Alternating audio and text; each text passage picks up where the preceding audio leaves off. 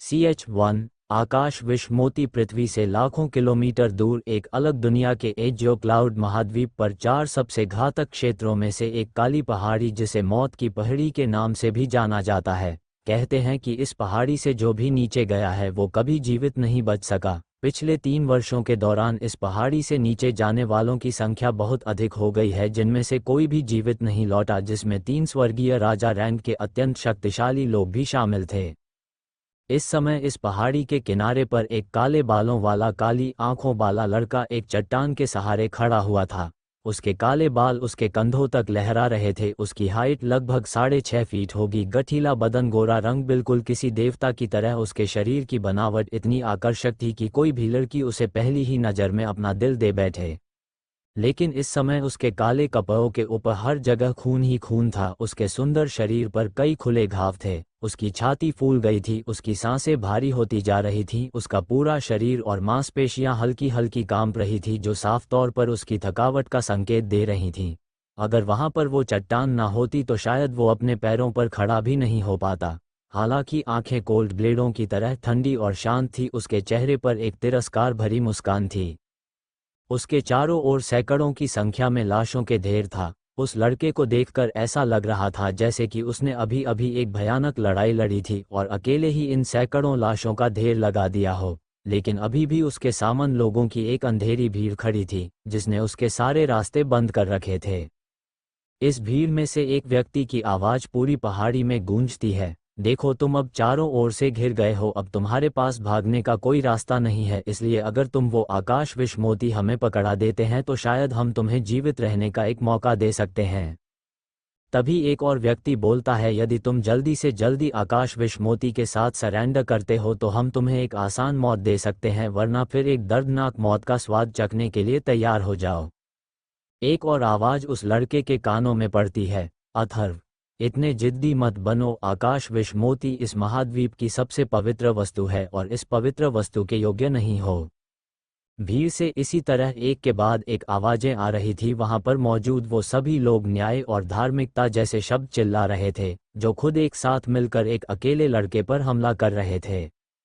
अगर कोई भी व्यक्ति वहां से गुजरता तो इस अंधेरी भीड़ को देखकर ही भयभीत हो जाए। लोगों की इस भीड़ में एजियो क्लाउड महाद्वीप के सबसे शक्तिशाली गुटों का समावेश था और गुटों के सभी लीडर उपस्थित थे। वो सिर्फ एक 24 साल के लड़के को मारने के लिए, यह कोई बड़ी बात नहीं थी कि अगर इनमें से किसी एक को भी उठाया जाए तो वह एक ऐसा व्यक्ति होगा जो अकेला ही किसी भी क्षेत्र को तहस नहस करके रख सकता था।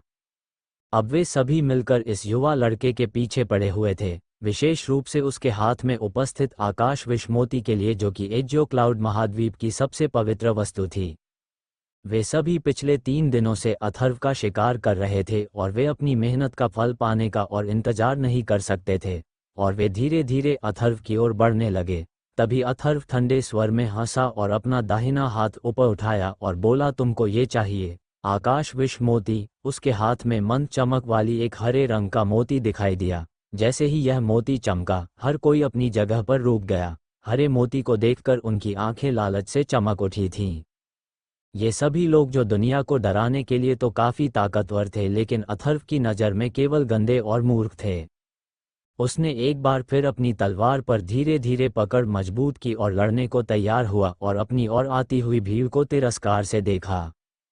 भीड़ ने भी अथर्व के इरादों को भांप लिया और एक फिर वे उसकी ओर आकाश विश मोती छीनने के लिए तेजी से आगे बढ़ने लगे और एक साथ मिलकर कई लोगों ने अथर्व पर हमला किया। लेकिन अथर्व ने उन सभी के हमले का सामना अपनी तलवार से किया और एक ही बार में 8 से 10 लोगों को मौत के घाट उतार दिया, और वो इसी तरह अपनी ओर आते हुए लोगों को बेरहमी से मौत के घाट उतारता रहा। लेकिन लोगों की भीड़ कम होने का नाम ही नहीं ले रही थी और वो वक्त के साथ साथ और भी थकान महसूस करने लगा था। धीरे धीरे उसकी सारी शक्ति कम होती जा रही थी।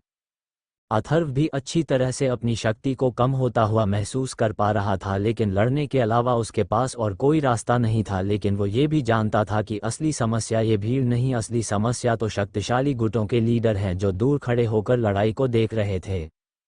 अथर्व को धीरे धीरे समझ आ गया था आज वो इन लोगों से जीवित नहीं बच सकता है, और जैसे ही ये विचार उसके मन में आया तो उसने मन ही मन कहा, ठीक, अगर आज मेरा मरना लिखा ही है तो यही सही, लेकिन मैं मरने से पहले इनको इतना नुकसान पहुंचाऊंगा जितना कि इन लोगों ने कभी सोचा भी नहीं होगा। और वो इसी सोच के साथ अपना दाहिना हाथ ऊपर उठाता है जिसमें आकाश विष मोती था, और हाथ उठाते ही आकाश विष मोती से भयंकर मात्रा में जहर निकलता है जो कि पूरी पहाड़ी को अपने आगोश में ले लेता है। उसे ऐसा करते देख सभी ताकतवर गुटों के लीडर जोर से चिल्लाते हैं, जल्दी से सुरक्षा कवच बनाओ।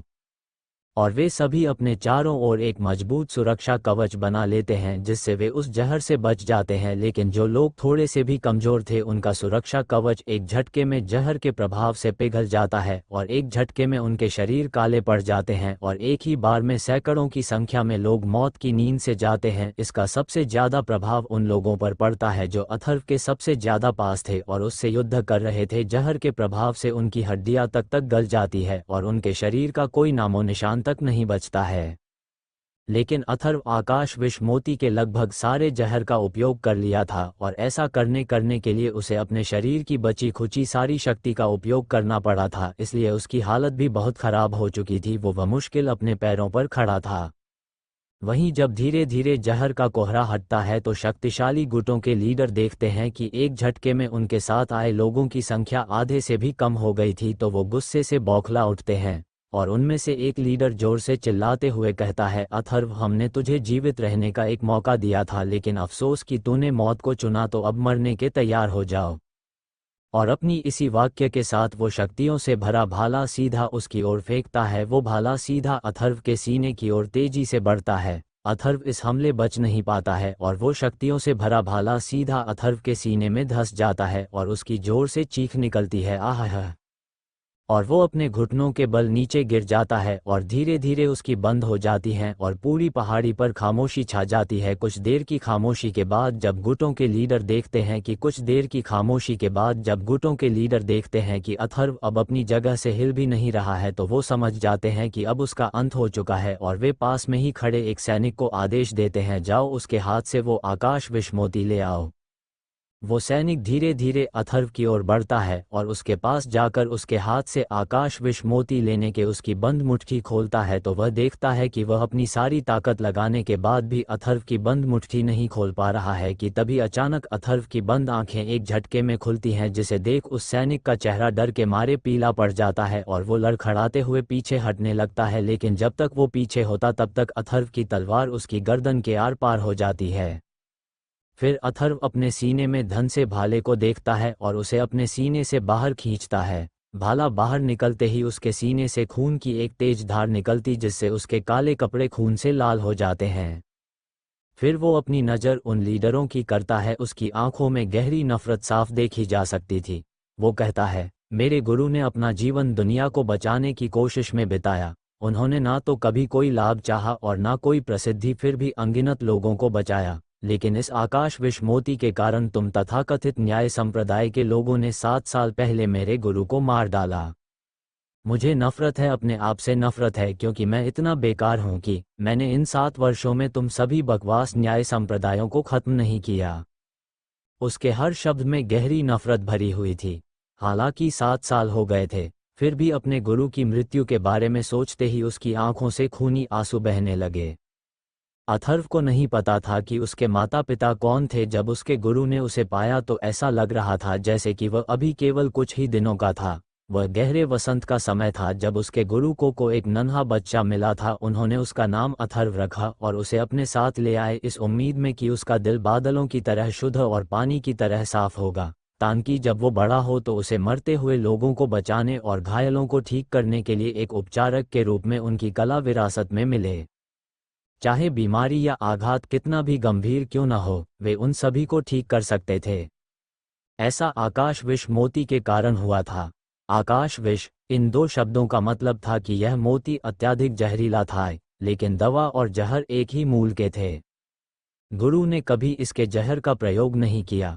उन्होंने लाखों की जान बचाने के लिए केवल पवित्र औषधियों को निकालने, पिघलाने और अंत में उत्पादन करने के लिए चिकित्सा का उपयोग किया। उन्होंने अथर्व के लिए अपने सभी चिकित्सा कौशल अच्छी तरह से सिखाए, लेकिन 7 साल पहले उनके आकाश विष मोती की बात फैल गई और उन्होंने इसे अथर्व को दे दिया और उसे भागने के लिए कहा। कुछ ही समय में प्रमुख संप्रदायों के हाथों उसकी मृत्यु हो गई।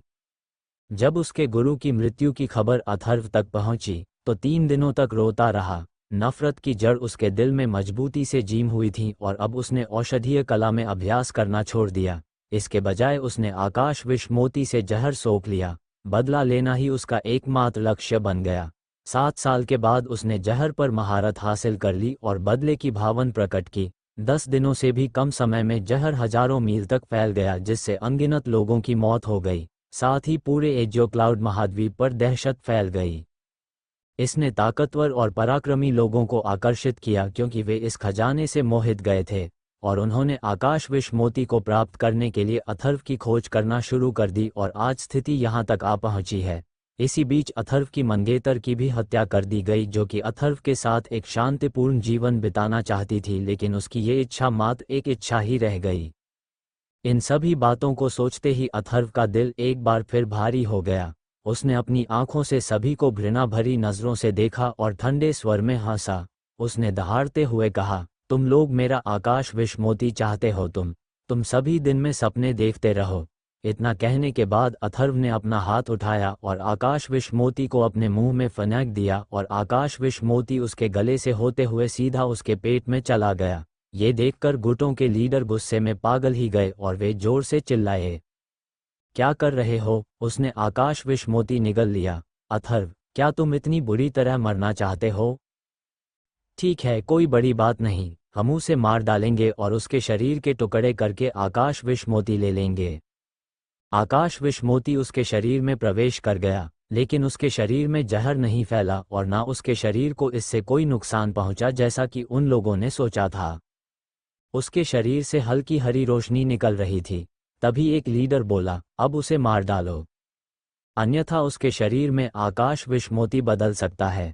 ये बहुत बड़ी समस्या होगी। दहाड़ते हुए 1 दर्जन से अधिक लोग अथर्व को मारने के आगे बढ़े, जिन्हें देखकर अथर्व हंसने लगा। उसकी हंसी कमजोर और शुष्क थी, लेकिन फिर भी बहुत अहंकारी थी। फिर उसने उन्हें देखते हुए कहा, मुझ में तुम लोगों को मारने की क्षमता नहीं है, लेकिन यह मत सोचो कि तुम मुझे मार सकते हो। तुम कूड़े के टुकड़े इस आकाश विष मोती के योग्य नहीं हो और मुझे मारने के तो बिल्कुल भी योग्य नहीं हो। मरूंगा तो मैं अपने हाथों ही मरूंगा। हा हा हा। हंसने के बाद अथर्व ने पीछे की ओर कूदने के लिए अपनी बची खुआई ताकत का इस्तेमाल किया और वो मौत की पहाड़ी से नीचे कूद गया। उसे रोको, एक तेज आवाज वहां पर गूंज उठी। अथर्व के इरादों को समझने के बाद कई हाथ उसकी ओर तेजी से बढ़े, लेकिन वे उसे छू भी नहीं पाए। वे केवल उसके शरीर को घाटी में गिरते हुए देख सकते थे। अथर्व का शरीर घाटी के नीचे गिरता जा रहा था। उसने मन ही मन खुद से कहा, मौत की पहाड़ी, यह मेरे लिए सबसे उपयुक्त कब्र होगी। मेरा अब इस दुनिया से कोई संबंध नहीं है। दुर्भाग्य से मैं अपने आचार्य का बदला नहीं ले सका और ना ही अपने माता पिता को ढूंढ सका। अथर्व ने अपने चांदी के पेंडेंट को धीरे से अपनी छाती पर रखा। जब उसके गुरु ने उसे पाया तो उसके पास एकमात्र यही चीज थी। उसने धीरे से अपनी आंखें बंद की और अपने शरीर को अंतहीन अंधेरी खाई में डुबा दिया। आखिर क्या रहस्य है इस आकाश विष मोती का, और क्या यही अंत है अथर्व की जिंदगी का? क्या हमारी कहानी शुरू होने से पहले ही समाप्त हो जाएगी या फिर ये शुरुआत है किसी नए अध्याय की? इन सभी सवालों के जवाब आपको मिलेंगे अगले चैप्टर में। तब तक हंसते रहिए, मुस्कराते रहिए और जीवन का आनंद लेते रहिए। CH2 अर्थ और अथर्व को धीरे धीरे होश आया। ये क्या हो रहा है? ऐसा कैसे हो सकता है? मैं मरा नहीं हूँ। मुझे अच्छी तरह याद है कि मैंने मौत की पहाड़ी से छलांग लगाई थी। मैं अब भी जीवित कैसे रह सकता हूँ? मेरे शरीर में कहीं भी दर्द भी महसूस नहीं हो रहा है और मुझे थोड़ी सी भी तकलीफ नहीं हो रही है। ये कैसे हो सकता है? अथर्व ने अचानक अपनी आंखें खोली और जल्दी से उठकर बैठ गया। उसने खुद को एक आरामदायक मुलायम बिस्तर पर पाया, जिसके ऊपर एक लाल बैनर लटका हुआ था जो किसी उत्सव जैसा माहौल दे रहा था। अर्थ, तुम जाग गए। उसके कान में एक लड़की की आश्चर्य भरी आवाज सुनाई दी और वह लड़की उसकी आंखों के सामने आ गई। हरे कपड़े पहने वो लड़की एक में 15-16 साल की लग रही थी। आकर्षक गुलाबी ओंठ और नाजुक नाक के साथ बर्फ की तरह गोरी थी। उसके चेहरे पर सौम्यता और कोमलता झलक रही थी। इतनी कम उम्र में उसने पहले से ही इतना आकर्षण प्रदर्शित किया है, तो कौन जाने कि वह भविष्य में किस प्रकार की सुंदरता होगी। पास खड़ी लड़की को घूरते हुए देख अथर्व ने उसे करीब से देखा और अनजाने में ही उसके मुंह से दो शब्द निकल गए, छोटी चाची। गोरी लड़की ने अपनी कोमल हाथों को अथर्व के माथे पर लगाया और प्रसन्न भाव से बोली, कितना अच्छा है कि आपका तापमान लगभग सामान्य हो गया है। तुमने तो मुझे लगभग डरा ही दिया था। अर्थ क्या तुम ठीक हो? अगर तुम्हें कहीं भी कुछ असहज महसूस हो रहा हो तो तुम मुझे बता सकते हो। लड़की की गहरी चिंता से भरी आंखों के सामने अथर्व ने अपना सिर ना में हिलाया और वह खाली नज़र से अंतरिक्ष की ओर देखने लगा। थोड़ी देर यहीं आराम करो, मैं जाकर तुम्हारे दादाजी को बता दूंगी कि तुम जाग रहे हो। आज तुम्हारा दिन है। जब तुम बेहोश हो गए तो आपके दादाजी लगभग पागल हो गए और खुद ही डॉक्टर सीटू को खोजने के लिए चले गए। लड़की इतनी जल्दी में थी कि उसने अथर्व की असमंजस भरी स्थिति की ओर ध्यान भी नहीं दिया और उसे बिस्तर पर लेटने का संकेत दिया और जल्दी से वहां से चली गई। जैसे ही कमरे का दरवाजा बंद हुआ, अथर्व बिस्तर पर बैठ गया और अपने दोनों हाथों से अपने सिर को पकड़ लिया। ये सुदूर पूर्व के शहरों में से एक था जो आकाश महाद्वीप के 7 साम्राज्यों में एक तियान सिटी में स्थित था, और वो चुरू कबीले के 5वें एल्डर हरीम का एकमात्र पोता था, जो इसी साल 16 वर्ष का हुआ था। यही उसकी वर्तमान पहचान थी। अचानक उसकी स्मृति एजियो क्लाउड महाद्वीप की 20 या उससे अधिक वर्षों की स्मृति के साथ ओवरलैप हो गई और वो असमंजस में पड़ गया। यदि मैं अर्थ हूं तो मेरे पास एजियो क्लाउड महाद्वीप की यादें क्यों है? क्या ऐसा इसलिए है कि मैंने एजियो क्लाउड महाद्वीप में मरने के बाद इस शरीर की यात्रा की है? नहीं, मैं स्पष्ट रूप से अर्थ हूं। इस पूरे कमरे को मैं अच्छे से पहचानता हूं और मुझे मेरे बचपन की सारी घटनाएं बहुत अच्छे से याद हैं। लेकिन ऐसा कोई तरीका भी नहीं जिससे मैं किसी और की याददाश्त चुरा सकूं। तो क्या एजियो क्लाउड महाद्वीप की हर चीज़ महज एक सपना थी? क्या मौत की घाटी से छलांग लगाने के बाद ही मैं सचमुच जाग गया? उसे कुछ भी ढंग से समझ नहीं आ रहा था। ये सब सोच सोच कर उसका सिर दुखने लगता है। लेकिन एजियो क्लाउड महाद्वीप में रहने की यादें दिन की तरह स्पष्ट थीं। प्यार और नफरत के वो 24 साल महज एक सपना कैसे हो सकते हैं? क्या तमाशा चल रहा है? अथर्व वर्तमान अर्थ काफी देर तक अपना सिर पकड़कर बैठा रहा, फिर उसने धीरे धीरे अपने आप को शांत किया और अपने विचारों का शांत किया। अभी सुबह हो चुकी थी और आसमान पूरी तरह से साफ था। आज उसकी और उरू कबीले की शादी का दिन था। 2 घंटे पहले उसकी छोटी चाची ने उसे जगाया और शादी के लाल कपड़े पहनाए। उसने वो दलिया खाया जो खुद उसकी छोटी चाची ने उसके लिए खुद बनाया था। उसके बाद उसके शरीर की सारी ताकत खत्म हो गई। उसके बाद क्या हुआ उसे कुछ भी याद नहीं था, और वह अब पूरे 2 घंटे बाद जागा था। उसके ओंठ से एक अजीब सी गंध आई और अर्थ के ओंठ से कुड़ गए। उसकी अभिव्यक्ति धूमिल हो गई। यह मडइंग हॉट पाउडर है। जब वह एजियो क्लाउड महाद्वीप पर था तो अपने शरीर में आकाश विषमोती के साथ उसने पूरी दुनिया में सभी जहरों के बारे में सीखा था, और यह कहा जा सकता था कि ऐसा कोई जहर नहीं था जिससे कि वो परिचित ना हो। वो जहर का नाम और असर एक झटके में पहचान लेता था। साथ ही आकाश विषमोती के कारण किसी भी जहर से उसे कोई नुकसान नहीं पहुंच सकता था, चाहे वह कितना भी जहरीला क्यों ना हो। मडइंग हॉट पाउडर एक अनोखी सोल घास और चेरी सेब के पेड़ की बैंगनी धारियों को मिलाकर बनाया जाता था, जो पानी में घुलने पर रंगहीन और स्वादहीन हो जाता था। जहर शरीर में प्रवेश करने के 10 सेकंड में ही व्यक्ति की मौत हो जाती थी, और किसी को मौत का कारण भी पता नहीं चलता था। अर्थ की आंखों के सामने अचानक बादल छा गए और वह तुरंत समझ गया कि वास्तव में क्या हुआ था। वह सचमुच बेहोश नहीं हुआ था। इसके बजाय उसने मडइंग हॉट पाउडर मिला दलिया पी लिया था, और उसे जहर देकर मार दिया गया था।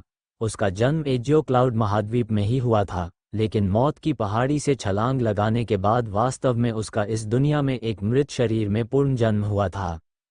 अगर कोई इसे सुनता तो एक काल्पनिक कहानी लगती, लेकिन एकमात्र यही कारण था जिसकी अर्थ कल्पना कर सकता था। 1 मिनट, अगर ऐसा सचमुच था तो इस शरीर में विश्रोधी क्षमताएं नहीं होनी चाहिए। वह अपने ओंठों पर लगे मडइंग हॉट पाउडर से कैसे सुरक्षित था जबकि इस शरीर के पिछले मालिक की मौत का अभी ज़्यादा समय भी नहीं हुआ था। तभी उसे अपने बाएं हाथ की हथेली में थोड़ा सा अजीब एहसास हुआ। अर्थ ने अपना बायां हाथ उठाया और ये देखकर आश्चर्यचकित रह गया कि उसकी हथेली पर एक हरे रंग का गोलाकार निशान था। यह आकार रंग स्पष्ट रूप से आकाश विष मोती के समान था। मौत की पहाड़ी से कूदने के पहले उसने हताश होकर आकाश विष मोती को निगल लिया था, लेकिन वास्तव में उसे नहीं पता था कि उसके साथ क्या होगा। उसके हाथ पर यह निशान निश्चित रूप से आकाश विष मोती ही था और यह वास्तव में उसके साथ इस दुनिया में आ गया था। मानो अचेतन स्थिति में अर्थ ने आकाश विष मोती को देखा और धीरे से बुदबुदाया, आकाश विष मोती। जैसे ही उसकी आवाज धीमी हुई, उसकी हथेली पर बने निशान से अचानक हरी रोशनी निकली। तुरंत ही उसे हल्का सा चक्कर आया और उसने अनजाने में ही अपनी आंखें बंद कर लीं। जब उसने उन्हें खोला तो उसकी पूरी दुनिया हरे रंग से भर गई। हरे रंग की यह दुनिया विस्तृत और खुली थी, देखने के लिए कोई सीमा नहीं थी। पूरे स्थान पर आकाश विष मोती की धुंधली आभा थी। काफी देर तक चकित रहने के बाद अर्थ समझ गया कि वह आकाश विष मोती की दुनिया में प्रवेश कर गया है। किसने सोचा होगा कि आकाश विष मोती के अंदर इतनी विस्तृत और खुली दुनिया होगी। इससे भी अधिक अकल्पनीय बात यह थी कि परिणाम के बारे में सोचे बिना आकाश विष मोती खाने के बाद आकाश विष मोती उसके साथ यात्रा कर रहा था और ऐसा लग रहा था कि वह उसके शरीर का हिस्सा बन गया है। अगर अंदर जाने का कोई रास्ता था तो बाहर निकलने के लिए भी रास्ता होना चाहिए। अर्थ ने अपनी आंखें बंद की और अपने विचारों पर ध्यान केंद्रित किया। अचानक हरे रंग की दुनिया गायब हो गई और जब दोबारा उसने अपनी आंखें खोली तो उसकी दृष्टि में वही कमरा था जिससे वह परिचित था। अपनी हथेली में गहरे हरे रंग को देखकर अर्थ धीरे से मुस्कुराया। हालांकि यह पता नहीं था कि यह हास्यप घटना क्यों घटी। न केवल उसने पुनर्जन्म लिया बल्कि दोनों जीवन की यादें भी बरकरार रखीं। शायद भगवान भी दो जिंदगियों का दुख नहीं देख सके और उन्हें दया आ गई, इसलिए उन्होंने उसे दोबारा जीने का मौका दिया। अथर्व एजियो क्लाउड महाद्वीप के अनगिनत सबसे शक्तिशाली व्यक्तियों के उत्पीड़न का शिकार था और अंत में उसकी मृत्यु हो गई, लेकिन उसने अपने दम पर दुनिया को हिलाकर रख दिया था। हालांकि अभी उसका शरीर औसत ही था, बिना रोक टोक के कहें तो इसे कमजोरी का प्रतीक माना जा सकता है। आकाश महाद्वीप में गहन शक्ति सबसे महत्वपूर्ण थी, जिसमें 9 नश्वर लोक, 7 दिव्य लोक और सच्चा ईश्वर चरण थे। 9 नश्वर लोक में 9 गहन क्षेत्र, प्राथमिक गहन क्षेत्र, नवजात गहन क्षेत्र, सच्चा गहन क्षेत्र, आत्मा गहन क्षेत्र, पृथ्वी गहन क्षेत्र, आकाश गहन क्षेत्र, आकाश गहन क्षेत्र, सम्राट गहन क्षेत्र, तानाशाह गहन क्षेत्र और संप्रभु गहन क्षेत्र थे। प्रत्येक गहन क्षेत्र में 10 स्तर थे। कोई भी योद्धा इन 10 स्तर को पार करके अगले क्षेत्र में प्रवेश कर सकता था। हालांकि कि अर्थ का जन्म चुरू कबीले में हुआ था और सबसे मजबूत 5वें एल्डर हरीम का पोता भी था, लेकिन उसकी गहन शक्ति अभी भी प्राथमिक गहन क्षेत्र के पहले स्तर पर ही थी। उसने 7.5 साल की उम्र में प्रशिक्षण शुरू किया, 8 साल की उम्र में प्राथमिक गहन क्षेत्र के पहले स्तर में प्रवेश किया और फिर पूरे अगले 8 साल तक उसमें कोई सुधार नहीं हुआ। चुरू कबीले के सभी लोगों ने उसका मजाक उड़ाया। बाद में हरीन ने तियान सिटी के सबसे अच्छे डॉक्टर सीटू को अर्थ के शरीर की जांच करने के लिए बुलाया और आश्चर्यजनक रूप से यह पाया कि अर्थ क्षतिग्रस्त साधना की नसों के साथ पैदा हुआ था। क्षति इतनी गंभीर थी कि उन्हें ठीक करना लगभग असंभव था। इस स्थिति में अर्थ प्राथमिक गहन क्षेत्र के पहले स्तर पर ही स्थिर हो जाएगा और चाहे वह कितनी भी मेहनत कर ले, कितनी भी कड़ी ट्रेनिंग करे, वह आगे कभी भी सुधार नहीं कर पाएगा। इस प्रकार का व्यक्ति पूरे चुरू कबीले के साथ तियान शहर में भी हंसी का पात्र था। यदि उसके दादा चुरू कबीले में सबसे मजबूत नहीं होते, जिन्हें तियान शहर में भी सबसे मजबूत माना जाता था, तो कब का अर्थ को चुरू कबीले से बाहर फेंक दिया होता। चुरू कबीला शहर के 3 सबसे शक्तिशाली कबीलों में से एक था। एक ही पीढ़ी वाले युवाओं में अर्थ एक अनावश्यक अस्तित्व कहा जा सकता है। अगर उसकी मृत्यु भी हो जाए तो कुछ लोगों को छोड़कर किसी को कोई फर्क नहीं पड़ता। लेकिन आज कुछ ऐसे लोग थे जिन्होंने वास्तव में अत्यंत कठिन और महंगे मडइंग हॉट पाउडर का उपयोग करके उसकी हत्या करने की कोशिश की। अर्थ को अब इसका स्पष्ट कारण पता था। क्योंकि आज उसकी और आर्या की शादी का दिन था। आर्या उसकी ही उम्र की होने के कारण 16 साल की थी, लेकिन इतनी कम उम्र में उसकी गहन शक्ति प्राथमिक गहन क्षेत्र के 10वें स्तर तक पहुंच गई थी। वह लगभग प्राथमिक गहन क्षेत्र से निकलकर नवजात गहन क्षेत्र में कदम रख रही थी। वो 100 वर्षों में उरु कबीले में एकमात्र ऐसी महिला थी जो 16 वर्ष की उम्र में इतनी गहन शक्ति तक पहुंची थी। ऐसी अफवाहें थी कि अगर वह इसी तरह से विकसित होती रही तो वह उरु कबीले के इतिहास में पहली व्यक्ति होगी जो कुछ दशकों बाद पृथ्वी के गहन दायरे में कदम रखेगी, या शायद आकाश तक पहुंचने में भी सक्षम हो सकती है। वह गहन क्षेत्र जहां तक पहुंचने के बारे में पिछली कुछ शताब्दियों में तियान सिटी में किसी ने सोचा भी नहीं था। इससे भी महत्वपूर्ण बात यह है कि वह न केवल आश्चर्यजनक रूप से चतुर थी बल्कि बेहद खूबसूरत भी थी, और पूरी तियान शहर में उसे सबसे खूबसूरत लड़की माना जाता था। तियान सिटी के कुछ स्तर की योग्यता वाले सभी युवा उस पर फिदा थे। यदि उरु कबीले ने उसके लिए दूल्हे की तलाश शुरू कर दी तो तियान सिटी के उत्तर से लेकर दक्षिण तक युवाओं की एक लंबी कतार लग जाएगी। तियान सिटी में बुद्धिमत्ता और सुंदरता से संपन्न ये लड़की वास्तव में पीढ़ी के सबसे बेकार युवा से शादी कर रही थी, जिसका कोई भविष्य नहीं था। इस कारण न जाने कितने लोग क्रोध और ईर्ष्या में अपने पैर पटक रहे थे। जिन लोगों के मन में आर्या के प्रति एक तरफा प्यार था, उनमें अर्थ के प्रति निश्चित रूप से ईर्ष्या और घृणा के भाव थे, और वे हार मानने को तैयार नहीं थे और जहर देकर उसकी हत्या करने की कोशिश की गई। जैसा कि अर्थ ने इसके बारे में सोचा, उसे ये स्थिति बिल्कुल भी विचित्र नहीं लगी। सुंदर महिलाएं वास्तव में मुसीबतों की जड़ होती हैं। अर्थ बिस्तर से खड़ा हुआ और कुछ बुदबुदाने लगा, लेकिन जैसे ही उसने आर्या की सुंदरता और उसके आकर्षण के बारे में सोचा जो पूरे शहर को प्रभावित कर सकता है, उसने अपना मुंह खोला और दिल से हंसा। फिर भी मुझे ऐसी दुल्हन से शादी करनी है, ये वास्तव में इस नए जीवन की एक अच्छी शुरुआत है, अर्थ ने मन ही मन कहा। तो क्या अर्थ की क्षतिग्रस्त साधना की नसें कभी ठीक हो पाएंगी या फिर उसे जीवन भर प्राथमिक गहन क्षेत्र पर अटकना होगा? क्या उसकी और आर्या की शादी हो पाएगी या फिर कोई नई मुसीबत उसका इंतजार कर रही है? इसका पता लगेगा आपको अगले चैप्टर में। तब तक के लिए हंसते रहिए, मुस्कराते रहिए और जीवन का आनंद लेते रहिए। CH3 दुल्हन से मिलने का समय हो गया है। एक कमरे के अंदर एक युवा लड़का शादी के विशेष कपड़े पहने हुए बैठा था। उसके कपड़ों पर विशेष तरह की कारीगरी की गई थी। पिछली रात उसके दादाजी और उसकी छोटी चाची ने उसके लिए इन कपड़ों की व्यवस्था की थी। अचानक कमरे का दरवाजा खुलता है और एक आकृति तेजी अंदर आए। अर्थ उसे देखकर तुरंत खड़ा हुआ और मुस्कुराया। छोटी चाची, क्या दादाजी वापस आ गए हैं? सारिका हरीम की बेटी थी जो कि अर्थ की बुआ लगती थी, लेकिन अर्थ उसे बचपन से ही छोटी चाची कहता था, और वो इस साल केवल 15 साल की हुई थी, जो कि अर्थ से 1 साल छोटी थी। वो अभी भी काफ़ी छोटी थी, लेकिन उसकी सुंदरता पहले से ही मनमोहक थी। उसकी गहरी ताकत प्राथमिक गहन क्षेत्र के 6ठे स्तर पर थी। भले ही तुलना करने पर वो आर्या के बराबर नहीं थी, लेकिन यह उतना भी बुरा नहीं था क्योंकि वह चुरू कबीले के एक महत्वपूर्ण प्रतिभा थी और उसे बहुत सम्मान दिया जाता था। ओह, आखिरकार तुम जाग ही गए। हरीम के कमरे में प्रवेश करते ही एक आवाज़ अर्थ के कानों में पड़ी। उनके पीछे उनके हाउसकीपर हुंडा और तियान सिटी के नंबर 1 डॉक्टर सीटू भी थे। चलो, अच्छा है कि आप जाग गए और देखने में स्वस्थ भी दिख रहे हैं, लेकिन डॉक्टर सीटू की आपकी जांच करने दीजिए। आज आपकी शादी का दिन है और हम थोड़ी सी भी गलती नहीं कर सकते हैं। डॉक्टर सीटू, कृपया आगे बढ़े, हरीन ने कहा, और फिर वे एक ओर हट गए। डॉक्टर सीटू ने अपनी दवा की पेटी मेज पर रखी और अर्थ के सामने बैठ गए और उन्होंने अपने हाथ से अर्थ की नाड़ी चेक की। थोड़ी देर बाद उसने अर्थ की नाड़ी से अपना हाथ हटा लिया। डॉक्टर सीटू, अर्थ की हालत कैसी है? क्या कोई गंभीर समस्या है? सारिका ने चिंतित होकर पूछा। इस समय उसके चेहरे पर घबराहट साफ देखी जा सकती थी। यही सवाल हरीन के चेहरे पर भी थे। वो इस समय वे डॉक्टर सीटू को ही देख रहे थे।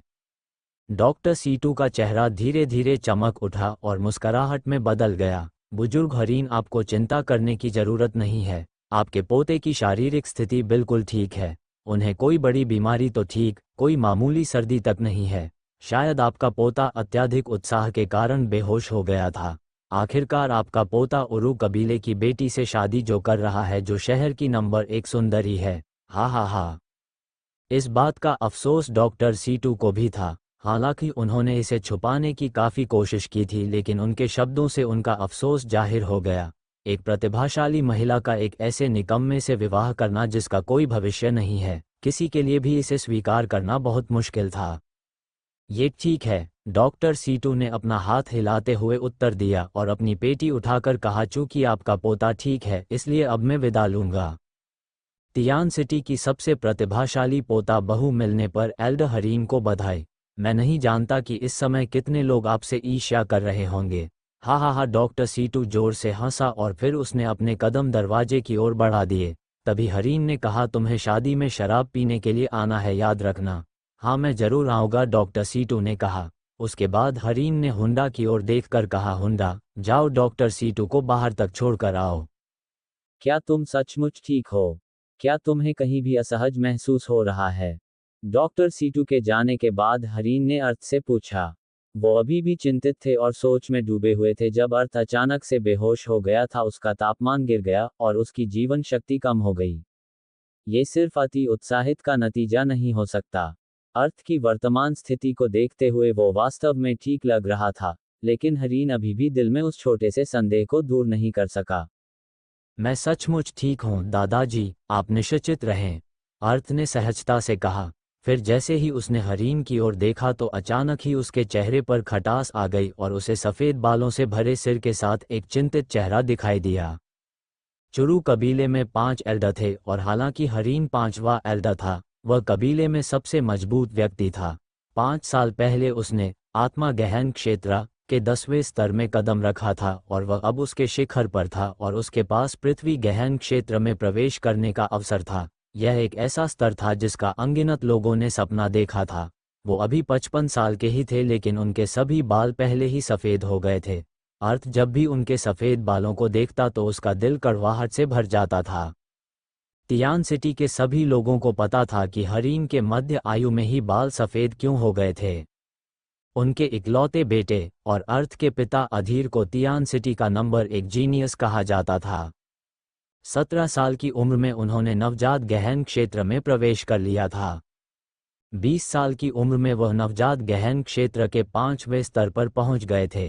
23 साल की उम्र में उन्होंने नवजात गहन क्षेत्र को तोड़ दिया और तियान सिटी के सभी लोगों को चौंकाते हुए सच्चा गहन क्षेत्र में प्रवेश किया। ट्रेनिंग की यह स्पीड पूरे तियान सिटी में वाकई लाजवाब मानी जा सकती थी। वे पूरे चुरू कबीले के गौरव बन गए थे। लगभग सभी का मानना था कि जब वे अधेड़ उम्र के हो जाएंगे तो वे कबीले के अगले लीडर के लिए सबसे योग्य उम्मीदवार होंगे। लेकिन दुर्भाग्य से और शायद इसलिए कि भगवान प्रतिभाशाली लोगों से ईर्ष्या करते थे और अर्थ जन्म के 1 महीने बाद ही अधीर की हत्या का प्रयास किया गया। उसके कुछ दिन पहले उन्होंने उरू कबीले की बेटी की भी जान बचाई थी, जिसमें वो गंभीर रूप से घायल हो गए थे। इस कारण अपनी आधी ताकत के साथ ही उन्होंने हत्यारों का मुकाबला किया और उन्होंने अपनी अंतिम सांस ली। अपने प्यार को खोने के गम में कुछ समय बाद ही उनकी पत्नी का दिल टूट गया और वो भी उनसे मिलने चली गई। अपने बेटे को खोने के भारी सदमे के कारण हरीन के बाल रातों रात सफ़ेद हो गए। 9 महीने बाद सारिका का जन्म हुआ। उसकी मां को भी अपने इकलौते बेटे को खोने का कष्ट सहना पड़ा और 1 महीने बाद इसी दुख में उनकी भी मृत्यु हो गई। कोई नहीं जानता था कि हरीन ने अपने बेटे, बहू और पत्नी के निधन के बाद वर्षों तक अपना जीवन कैसे बिताया। उनके सफ़ेद बालों में अथाह पीड़ा, घृणा और अवर्णनीय दुख समाहित था। आज तक वे अपने बेटे के हत्यारों का पता नहीं लगा सके। बाद में उन्होंने अपनी सारी इच्छाएं और आशाएं अर्थ पर डाल दी, लेकिन उसके क्षतिग्रस्त मिस्टिक वेन के साथ पैदा होने को एक और क्रूर सत्य उनके ऊपर बिजली की तरह गिरा। हालांकि अपने निराश पोते का सामना करते हुए हरीन ने कभी भी निराशा या रोष को कोई संकेत नहीं दिखाया। उनकी नज़रों में क्षतिग्रस्त नसों के साथ पैदा होने का मतलब था कि उनका भाग्य ही खराब था और इस तरह के अन्याय के कारण उनकी निंदा नहीं की जानी चाहिए। अर्थ के प्रति उदासीन नहीं होना चाहिए या उसका उपहास नहीं करना चाहिए, बल्कि इसकी भरपाई के लिए उससे और अधिक प्यार करना चाहिए। वर्षों से वह हमेशा क्षतिग्रस्त मिस्टिक वेन की मरम्मत के लिए किसी भी संभावित तरीके की तलाश कर रहे थे, लेकिन मिस्टिक वेन किसी की गहन शक्ति की जीवन रेखा थी और इन्हें इतनी आसानी से कैसे ठीक किया जा सकता है। हालांकि अर्थ को दूसरों द्वारा नज़रअंदाज किया गया था और बड़े होने के दौरान दूसरों की उपहास भरी नज़रों का सामना करना पड़ा था, फिर भी वह ऐसे दादा को पाकर खुद को भाग्यशाली महसूस करता था। हरीन के सफ़ेद बालों को देखकर अर्थ की आंखें धीरे धीरे तेज हो गई और उसने मन ही मन कहा, चूंकि भगवान ने मुझे ये दूसरा मौका दिया और मुझे अपनी दोनों यादें रखने दी, इसलिए मुझे कड़ी ट्रेनिंग करनी होगी। क्या हुआ अगर मेरी मिस्टिक वेंस टूटी हुई हैं? मैं एक चिकित्सा संत का उत्तराधिकारी हूँ। जब तक मुझे सही जड़ी बूटियाँ मिलती हैं तो 3 सप्ताह की छोटी अवधि में मैं अपनी गहरी नसों को पूरी तरह सामान्य स्थिति में वापस ला सकता हूँ। आप ठीक हैं, ये सुनना अद्भुत है। उसे ठीक देखकर हरीन को अंततः एक राहत महसूस हुई। वो चमकते हुए आकाश की ओर देखते हुए बोला, ठीक है, अब तुम तैयारी करो, जब तक मैं शादी की टीम की तैयारी करता हूँ। अच्छा, एक बात और, तुम घुड़सवारी करना चाहोगे या फिर गाड़ी में बैठना चाहते हो? यदि वो कल का अर्थ होता तो वो निश्चित रूप से ही गाड़ी का ही उत्तर देता। हालांकि वह एक बुजुर्ग का एकमात्र पोता था, उस दर्जे के बिना उसे बेकार कहा जा सकता था, क्योंकि उसमें और आर्या में जमीन आसमान का अंतर था। उरू कबीले के लिए अपनी दुल्हन की राह पर इसमें कोई संदेह नहीं था कि उसे अनगिनत उंगलियों का सामना करना पड़ेगा और ईर्ष्या की झलकियां भी झेलनी पड़ेगी। कोई कल्पना कर सकता है कि यदि किसी का ऐसी नकारात्मक भावना से सामना हो तो कैसी भावनाएं उभरेंगी। अर्थ ने हल्की मुस्कान के साथ हंसते हुए कहा, बेशक मैं घोड़े पर सवार होकर जाऊंगा, आपको मेरी चिंता करने की जरूरत नहीं है। दादाजी आर्या कुलीन हो सकती है, लेकिन उनका हमारे चुरू परिवार की बहू बनना पहले से ही तय है। मैं खुले तौर पर उसके घर गरिमा और सम्मान के साथ शादी करूंगा ताकि हमें बदनामी ना झेलनी पड़े। हरीन ने कभी नहीं सोचा था कि उसका पोता ऐसी बात कहेगा, और इसी के साथ उसके चेहरे पर एक हल्की मुस्कान आ गई और धीरे से सिर हिलाया। उसके बाद वो कमरे से बाहर चला गया और दरवाज़ा बंद कर दिया। उसके बाहर जाते ही सारिका अर्थ के सामने खड़ी हो गई और अपने ओंठ सिकोड़ लिए और अजीब सा मुंह बनाते हुए बोली, तो आप शादी के उत्साह के कारण बेहोश हो गए थे और मैं बेकार में ही तुम्हारी चिंता कर रही थी। तुम आर्या से इतनी बार मिले भी नहीं हो और पहले से ही उसके इतने दीवाने हो। ओह ठीक है, वह हमारे तियान सिटी की नंबर 1 सुंदरता जो है। सारिका की बात सुनकर अर्थ ने अपने हाथ हिलाए और बोला, ये कैसे संभव है? माना कि आर्या काफ़ी सुंदर है, लेकिन मुझे लगता है कि छोटी चाची ज़्यादा सुंदर है।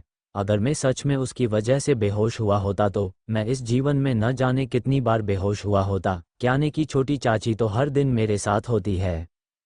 हे सारिका के चेहरे पर तुरंत एक मीठी मुस्कान आ गई और वह खिलखिला उठी और बोली, तुम जानते हो कि मुझे कैसे खुश करना है। वैसे ये ठीक भी है कि अगर तुम आर्या से शादी करने की जल्दी में बेहोश हुए हो, क्योंकि आर्या है ही इतनी खूबसूरत और प्रतिभाशाली कि बहुत सारे लोग उससे शादी करने का सपना देखते हैं, लेकिन अंत में वो मेरे परिवार के अर्थ से शादी करने जा रही है। तभी दरवाजे पर दस्तक हुई और पुराने गृहस्वामी हितेश की आवाज आई, युवा मास्टर, अब अपनी दुल्हन से मिलने जाने का समय हो गया है। सारिका ने एक नज़र अर्थ के कपड़ों पर डाली और अचानक चिंतित होकर बोली, अंकल हितेश, थोड़ी देर रुकिए, हम अभी आए। और वो अर्थ के सामने चली गई और उसके कपड़ों को ठीक करते हुए बोली, यह पोशाक पहनना काफ़ी कठिन है। पहले की घटनाओं के कारण आपके कपड़े अस्त व्यस्त हो गए हैं, मैं इन्हें अभी ठीक कर देती हूँ। बर्फ जैसे सफ़ेद नाजुक हाथों की एक जोड़ी ने जल्दी से काम शुरू किया और उसके कॉलर ठीक किया और उसकी ढीली बेल्ट को दोबारा से बांध दिया। सारिका की हरकतें कुछ अजीब थी, जिन पर अर्थ ने सावधानीपूर्वक ध्यान दिया और धीरे से सारिका की ओर देखा, जिससे उसकी आंखें धुंधली हो गईं। आज वह आर्या से शादी करने जा रहा था, लेकिन वो जानता था कि आर्या उससे शादी नहीं कर रही थी क्योंकि वो अर्थ से वास्तव में सच्चा प्यार नहीं करती थी। यदि यह उनके पिता अधीर और प्रताप के बीच हुए समझौते की बात नहीं होती, शायद आर्या अर्थ की ओर एक नज़र देखने की जहमत भी नहीं उठाती।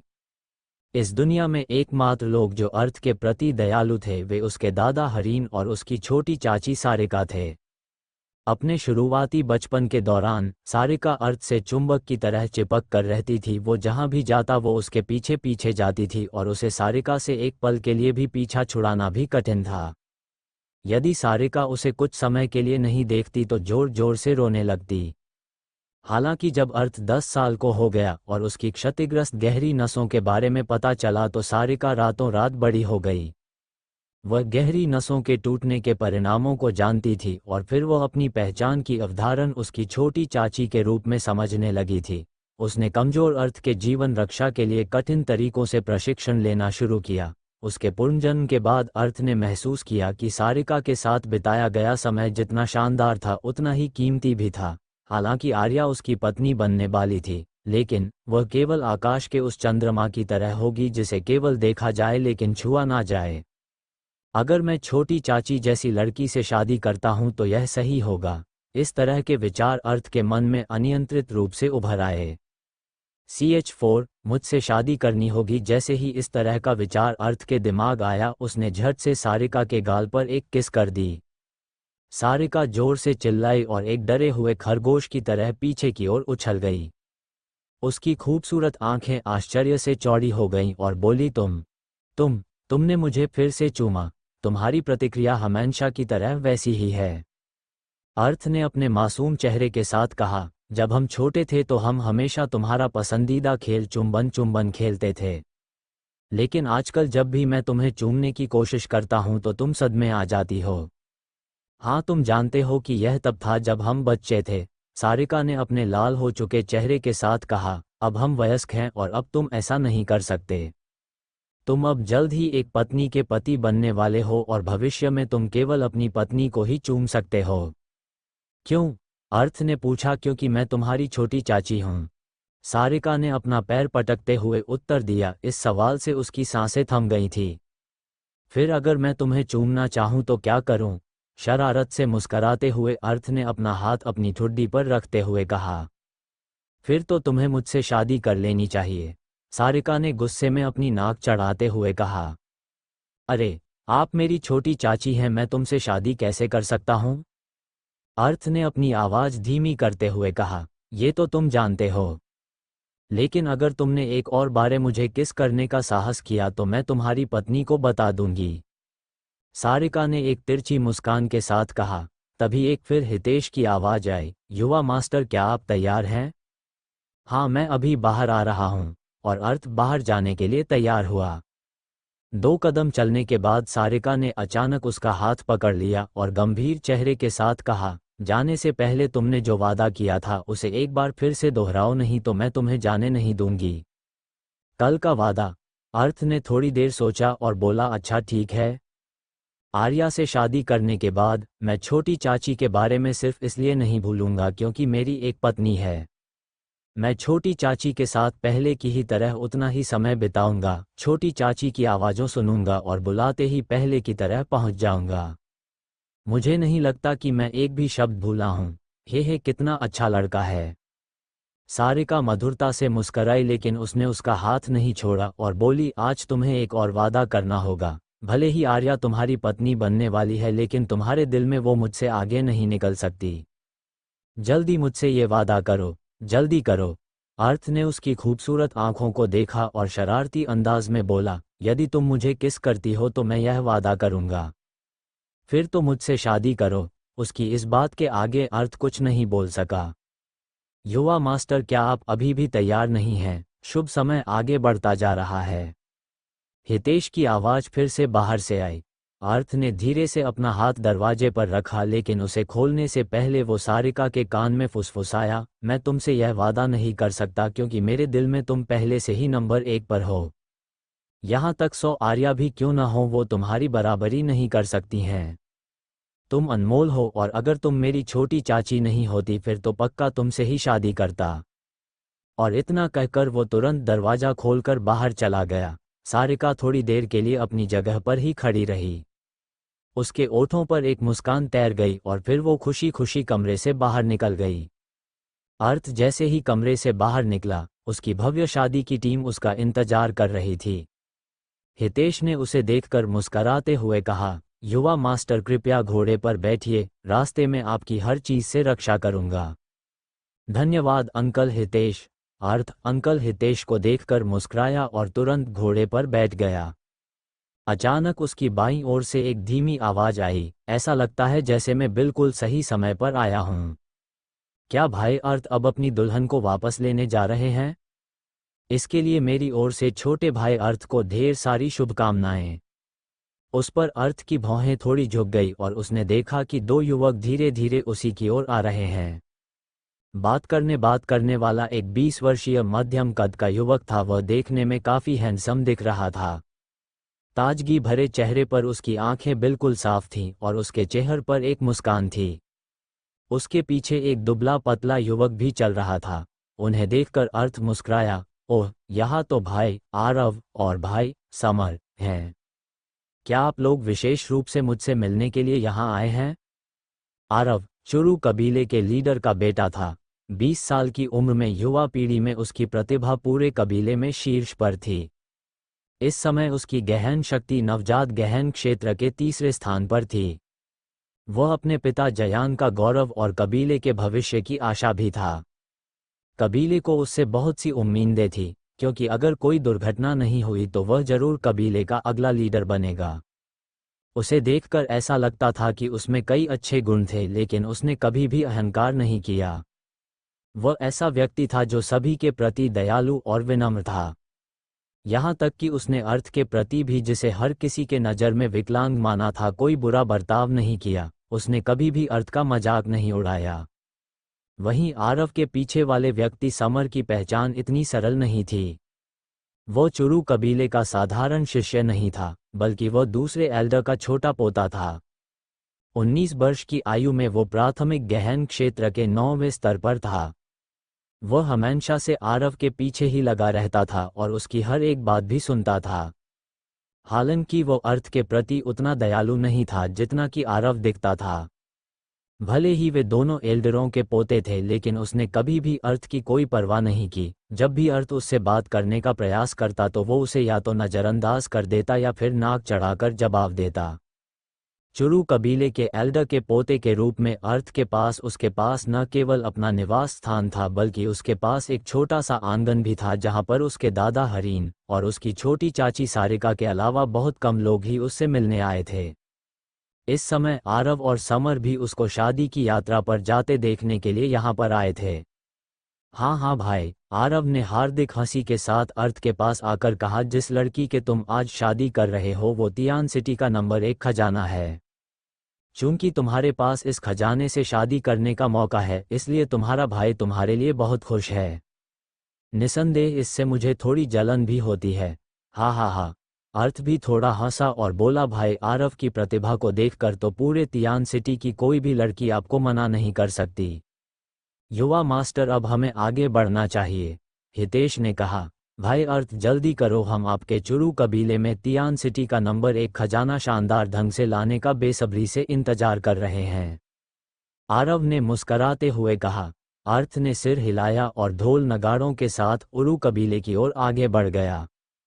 आंगन से निकलते ही उसके चेहरे पर एक कड़वी मुस्कान आ गई और मन ही खुद से बोला, इसकी बातों से कितना अमृत टपक रहा था। ऐसा लगता है जैसे कि ये मेरा सबसे बड़ा हितैषी है। लेकिन तुझे क्या लगता है आरव कि मुझे पता नहीं कि तेरे अंदर मेरे प्रति कितना जहर भरा हुआ है? और तू क्या सोचता कि मुझे ये कभी पता नहीं चलेगा कि दलिया में मडइंग हॉट पाउडर किसने मिलाया है? वहीं जिस क्षण आरव की नज़रों से अर्थ ओझल हुआ, उसकी मुस्कान ठंडी और धुंधली हो गई। वह अचानक मुड़ा और समर के चेहरे पर एक जोरदार थप्पड़ जड़ दिया। उसके थप्पड़ से समर का बायां गाल सूज गया। वह जल्दी से आरव के पैरों में गिर पड़ा और डरते हुए बोला, मैंने स्पष्ट रूप से मडइंग हॉट पाउडर उसके दलिया में मिला दिया था और मुझे ये खबर भी मिली थी कि दलिया खाकर वो बेहोश हो गया, लेकिन मुझे यह नहीं पता कि वो जीवित कैसे है। आरन की भौहें सिकुड़ गईं और उसका चेहरा टेढ़ा हो गया। मैंने जहर पाते के लिए इतने पैसे खर्च किए ताकि डॉक्टर सीटू के पास भी इसका कोई इलाज ना हो, लेकिन तूने सब कुछ गुड़ गोबर कर दिया। क्या तू ये चाहता कि मैं उस कचरे को आर्या से शादी करते हुए चुपचाप देखूं? आरव की बात सुनकर समर चापलूसी करते हुए बोला, बॉस वह अभी अभी यहाँ से निकला है। हमारे पास एक मौका होगा। अगर हम युवान परिवार और अन्य लोगों को उसके प्रति उकसा देते हैं तो ऐसे अन्य बहुत से कुलीन लोग हैं जो आर्या को पसंद करते हैं, जो आर्या की अर्थ से शादी के बारे में बात सुनकर ही अपने दांत खुजलाने लगेंगे। अगर हम उन्हें थोड़ा प्रोत्साहित करें और एक साथ उसकी शादी खराब करने का प्रयास करें तो जरूर सक्षम होंगे। अगर यह इतना आसान होता तो क्या मैं मडइंग हॉट पाउडर पाने के इतने पैसे खर्च करता? आरव ने बेरुखी से समर की ओर देखकर कहा। वो आगे बोला, वो अर्थ भले ही एक बेकार व्यक्ति है, लेकिन क्या तू नहीं जानता कि उसका दादा आत्मा गहन क्षेत्र के 10वें स्तर पर है? और साथ ही आर्या के पिता को भी इस शादी से कोई आपत्ति नहीं है। ऐसमें कौन है जो उरु कबीले और अर्थ को खुले तौर पर अपमानित करने की हिम्मत करेगा? भले ही युवन परिवार और बांकी के लड़के एक साथ एकजुट हो जाएं, लेकिन उनके परिवार उन्हें कुछ भी नहीं करने देंगे। और क्या तूने उस बूढ़े कमीने हितेश को खुद उसकी रक्षा करते हुए नहीं देखा? उसके रहते कोई भी परेशानी कैसे खड़ी कर सकता है? बोलते समय आरव ने अपने हाथ भींच लिए थे, जिससे हड्डी कड़कने की आवाज़ साफ सुनी जा सकती थी। पहली बार जब उसने आर्या को देखा था तो उसे ऐसा लगा था कि उसका सामना स्वर्ग की किसी अप्सरा से हो गया है, और पहली ही मुलाकात में अपना दिल हार बैठा था। और उसने आर्या को अपनी पत्नी बनाने की कसम खाई थी, लेकिन आर्या वास्तव में अब चुरू कबीले के सबसे बेकार व्यक्ति अर्थ से शादी करने जा रही थी। वह ऐसा होते हुए कैसे देख सकता था? इसलिए उसने अर्थ को जहर देकर मारने की कोशिश की, लेकिन भगवान को तो कुछ और ही मंजूर था, इसलिए उसका सारा प्लान बेकार हो गया। बॉस, असल में आपको इतनी चिंता करने की जरूरत नहीं है, समर ने आरव के चेहरे को देखते हुए कहा। इसके बारे में सोचो, आर्या जिसने स्वभाव से तियान सिटी में किसी भी प्रतिभाशाली युवक पर नजर डालने की जहमत तक नहीं उठाई, क्या वह इस बेकार अर्थ को पसंद भी करेगी? वो अर्थ से शादी क्यों कर रही है? इसका एकमात्र कारण वो 16 साल पहले हुए एक समझौता हो सकता है। अगर वो अर्थ से शादी कर भी रही है, क्या आपको लगता है कि वो अर्थ को अपनी एक उंगली भी छूने देगी? बल्कि हमारे चुरू कबीले में प्रवेश करने के बाद बॉस की उससे मुलाकात की संभावना और ज़्यादा बढ़ जाएगी। उस बेकार कचरे की बॉस की प्राकृतिक सुंदरता और प्रतिभा से तुलना नहीं की जा सकती। और मुझे लगता है कि आर्या से मुलाकात के बाद आप जरूर उसे प्रभावित करने में सक्षम होंगे। समर की बातों को सुनकर आरव की उदासी धीरे धीरे कम होने लगी और उसकी आंखें सिकुड़ने लगी। और उसने आनी नाक खुजलाते हुए फुसफुसाया, वैसे तुमने बात तो पते की है। ऐसा लगता है कि उस बेकार आदमी को जहर देकर ना मार पाना भी एक अच्छी बात हो सकती है। तो क्या असल वैसा ही होगा जैसा कि आरव और समर सोच रहे हैं? क्या अर्थ आरव से अपना बदला ले पाएगा? इन सवालों के जवाब मिलेंगे आपको अगले चैप्टर में। तब तक के लिए हंसते रहिए, मुस्कराते रहिए और इसी तरह जीवन का आनंद लेते रहिए। CH5 शादी का जुलूस तियान सिटी पूरे ब्लू विंड साम्राज्य का सबसे छोटा शहर था। यह इतना छोटा था कि यह शहर कहलाने के लायक भी नहीं था। तियान सिटी न केवल सबसे छोटा शहर था, बल्कि यह भौगोलिक दृष्टि से सबसे दूर भी था। यहाँ की जनसंख्या, अर्थव्यवस्था और यहाँ तक कि गहन शक्ति भी सबसे निचले स्तर की थी। ये सिटी साम्राज्य के बिल्कुल छोर पर बसा हुआ था, लेकिन तियान सिटी आज विशेष रूप से जीवंत था क्योंकि आज अर्थ और आर्या की शादी का बड़ा दिन था। अगर यह केवल अर्थ की शादी की बात होती तो किसी को जरा सा भी फर्क नहीं पड़ता, लेकिन आर्या की शादी की तियान सिटी की सबसे बड़ी सनसनीखेज घटना थी। उरु कबीला एक कबीला नहीं था जो पूरी तरह से गहन शक्ति में प्रशिक्षित था। यह एक ऐसा कबीला था जो पीढ़ियों से व्यवसाय में विशेषता रखता था। हालांकि पूरे ब्लू विंड साम्राज्य में अन्य लोगों की तुलना में अमीर नहीं माना जा सकता था, लेकिन तियान सिटी के अमीर लोगों की लिस्ट में उरु कबीला शीर्ष पर था। उरु कबील के लीडर के 2 बच्चे थे, युवान और आर्या। आर्या ने अपनी प्रतिभा से पूरे तियान सिटी से सबको चौंका दिया और उरु कबीले की प्रतिष्ठा तियान सिटी में और ज़्यादा बढ़ गई। आर्या की गहन शक्ति और उसकी ट्रेनिंग की लाजवाब स्पीड को देखते हुए आखिरकार सबने ये स्वीकार कर लिया कि किसी दिन आर्या पृथ्वी गहन क्षेत्र या उससे भी ऊपर आकाश गहन क्षेत्र तक अवश्य पहुंचेगी। उस समय उरु कबीले के पास न केवल सबसे अधिक संपत्ति होगी, बल्कि पूरे तियान सिटी में सबसे प्रभावशाली गहन शक्ति भी होगी। हालांकि उस उरु कबीले ने शहर की सबसे प्रतिभाशाली लड़की को अर्थ से शादी करने दी थी, जिसका कोई संभावित भविष्य नहीं था। कौन जानता है कि उरु कबील के इस निर्णय से कितने लोग ईर्ष्या, घृणा और जलन से पागल हो रहे थे। जैसे ही अर्थ बाहर निकला, उसने एक लाल कालीन की लंबी कतार देखी जो कि उसके दरवाजे के प्रवेश द्वार से शुरू हुई थी, और यह उरु कबीले की दिशा की ओर फैली हुई थी। जैसे चुरू कबीले की शादी की टीम सामने आए, तियान सिटी की सड़क पर शोर आने लगा। सड़क के दोनों ओर दर्शकों से खचाखच भरी थी। जैसे ही अर्थ टीम के साथ कदम से कदम मिला रहा था, तो भीड़ से फुसफुसाहट उसके कानों तक पहुंचने लगी। अरे देखो, वो चुरू कबीले के 5वें एल्डर का पोता है। मैंने सुना है कि उसकी गहरी नसें क्षतिग्रस्त हैं और वह अपने जीवन में कभी भी प्राथमिक गहन क्षेत्र के पहले स्तर तक भी नहीं पहुंच पाएगा। एक व्यक्ति ने कहा, ओह, ये पहली बार में जब मैंने उसे आमने सामने देखा है। उसी के बगल में खड़े दूसरे व्यक्ति ने कहा, यदि तुमने उसे पहले नहीं देखा तो यह एक सामान्य बात है। एक ऐसा व्यक्ति जो किसी काम का नहीं है, क्या तुम्हें लगता है कि वो किसी को अपना चेहरा दिखाने के लायक भी है? वास्तव में ऐसे कचरे के साथ आर्या जैसी लड़की की शादी होना, लंगूर के हाथ अंगूर लगना है। तभी एक और आदमी ने कहा, अरे मैंने सुना है कि यह शादी उनके पिता अधीर और प्रताप के बीच हुए वादे के कारण हो रही है। एक बार अधीर ने अपनी सारी शक्ति का उपयोग करके आर्या की जान बचाई थी। तब आर्या के पिता प्रताप ने वादा किया था कि उनकी बेटी उसके 16वें जन्मदिन पर अधीर की बहू बनेगी। लेकिन कुछ ही समय बाद कुछ हत्यारों द्वारा अधीर पर हमला कर दिया गया और पिछले युद्ध के कारण वह द्वारा लड़ने में असमर्थ थे, इसलिए उनकी हत्या कर दी गई। ये खबर प्रताप पर एक उल्कापिंड की तरह गिरी और उन्हें बेहद दोषी महसूस हुआ। और अब जबकि आर्या आज 16 साल की हो गई और हालांकि अधीर का बेटा भले ही एक बेकार आदमी है, प्रताप ने अपने भारी पश्चाताप के कारण अपना वादा तोड़ने की कोशिश नहीं की। यदि ऐसा नहीं होता तो वह लड़का अपने सपने मने भी आर्या से शादी करने के योग्य नहीं था। एक और आदमी ने कहा, फिर भी आर्या हमारे तियान सिटी का सबसे बड़ा खजाना है। यदि इस लड़के के पास 5वें एल्डर का पोता होने का दर्जा नहीं होता तो उसे अब तक चुरू कबीले से बाहर फेंक दिया होता। मैं शायद उससे 100 गुना ताकतवर हूँ। ये दुनिया सच में अंधी है। मेरे सपनों की देवी एक कूड़ेदान से शादी करने जा रही है। मैं इस बात को स्वीकार करने की बजाय मरना पसंद करूँगा। इस प्रकार भीड़ में तरह तरह की बातें हो रही थी और वे सभी अर्थ को कोस रहे थे और उसे मन ही मन गाली दे रहे थे। वहीं घोड़े पर सवार अर्थ ने सभी बातों को अनसुना कर दिया। उसे पहले से ही अंदाजा था कि उसे इसी तरह की बातें सुनने को मिलेंगी, इसलिए उसने किसी की भी बातों पर कोई ध्यान नहीं दिया। इस समय उसकी आंखें बिल्कुल शांत थी, तो जो कि एक गहरे चरित्र को व्यक्त कर रही थी। उसकी अभिव्यक्ति बिल्कुल ठंडे पानी की तरह शांत थी, जिससे वह अपनी उम्र से कहीं ज्यादा समझदार नजर आ रहा था। उसके लंबे काले बाल उसकी चमकदार लाल शादी की पोशाक के पीछे लहरा रहे थे और उसके पूरे शरीर से सुंदरता की झलक मिल रही थी। भीड़ से अभी भी बड़बड़ाने की आवाज, सभी प्रकार के दुर्भावनापूर्ण शब्द आ रहे थे। हालांकि भीड़ से ईर्ष्या, आक्रोश, तिरस्कार, उपहास ने उसे बिल्कुल भी परेशान नहीं किया।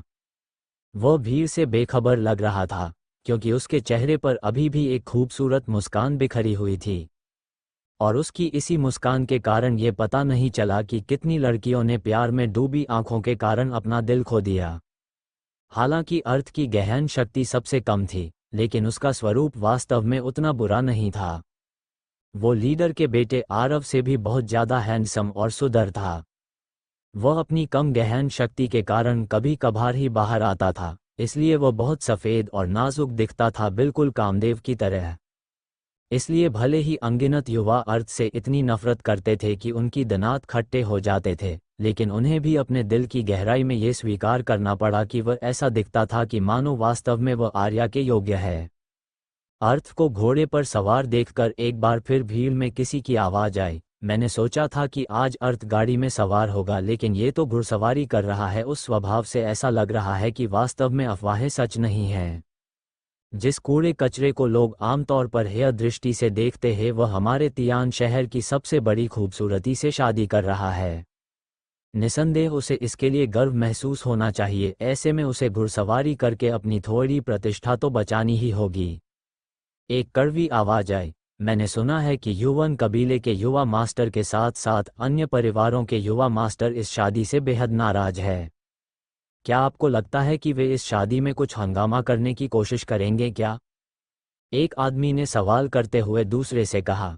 उसका सवाल सुनकर उस दूसरे आदमी ने कहा, ये बात सही है कि शहर के सभी युवा मास्टर इस शादी से नाराज है, लेकिन मुझे नहीं लगता कि वे ज़्यादा कुछ कर पाएंगे, क्योंकि अर्थ हरीन का पोता है और शहर के सभी विशेषज्ञों को उनका सम्मान करना होगा।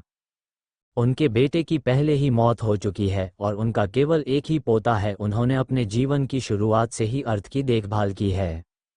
यदि ऐसे में कोई परेशानी खड़ा करेगा तो उसे हरीन के गुस्से का सामना करना पड़ेगा, और जो कोई भी ऐसा करने का साहस करेगा निश्चित रूप से उसे अपनी जान गंवानी पड़ सकती है।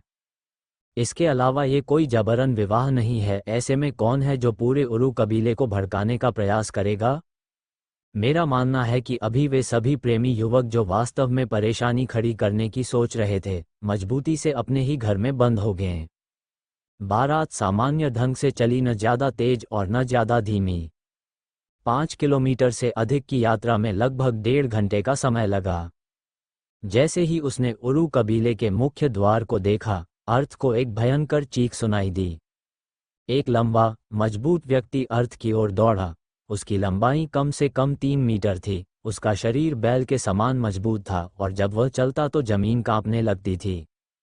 जैसे ही अर्थ ने उसे देखा तो उसने एक कड़वा घूंट पिया और अपनी आंखें चौड़ी करके बोला, युवान, मैंने तुम्हें सिर्फ 1 महीने से नहीं देखा और तुम इतने लंबे कैसे हो गए? यह आदमी, या फिर उसे लड़का कहना ज्यादा सही होगा क्योंकि वह आर्या का छोटा भाई था और वह इस वर्ष 15 साल का हुआ था। वह वास्तव में 15 साल का था, लेकिन अगर उसके शरीर को देखकर कोई भी नहीं कह सकता था कि वह अभी केवल 15 का है। 3 मीटर लंबा वह वास्तव में अपने घोड़े पर सवार अर्थ की ऊंचाई से भी ज्यादा लंबा था। युवान का वजन 175 किलो से भी अधिक था। वह एक हट्टा कट्टा और मोटा लड़का था। उसकी बड़ी मजबूत मांसपेशियां उसकी आश्चर्यजनक ताकत को प्रदर्शित कर रही थीं। वह प्राथमिक गहन क्षेत्र के चौथे स्तर पर था, लेकिन उसकी शारीरिक शक्ति बहुत प्रभावशाली थी, जिस कारण वह प्राथमिक गहन क्षेत्र के छठे स्तर वाले लोगों से भी आसानी से लड़ सकता था। युवान अर्थ का सबसे अच्छा और एकमात्र दोस्त था। युवान छोटी उम्र से ही अर्थ को अपना जीजा कहता था और जब वे बच्चे थे तो वे अक्सर एक साथ खेला करते थे। 8 साल का होने से कुछ समय पहले तक युवान वास्तव में एक काला और पतला बच्चा था, लेकिन जब से वह 8 साल का हुआ तो ऐसा लगता है कि जैसे कि उसने कुछ गलत खा लिया हो और उसके विकास में असामान्य रूप से उछाल आया, जिससे उसकी ऊंचाई, भूख और वंश सब कुछ बढ़ गया। अब वह 15 साल की उम्र में, हालांकि उसका चेहरा अभी भी परिपक्व नहीं हुआ था क्योंकि वह अभी भी काफी बचकाना था, उसका आकार विशाल अनुपात का था। अर्थ की हैरानी देखकर युवान ने शर्मिंदगी से अपना सिर खुजलाया और बोला, मैं इसका कोई इलाज नहीं कर सकता।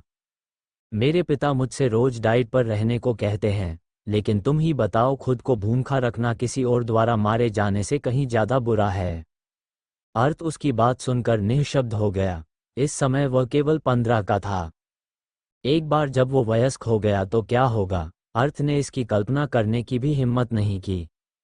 अर्थ को अच्छे से पता था कि युवान की भूख कितनी खतरनाक है। सौभाग्य से वो उरु कबीले में पैदा हुआ। अगर वो किसी साधारण परिवार में पैदा होता तो उसकी भूख से ही पूरा परिवार दिवालिया हो जाता।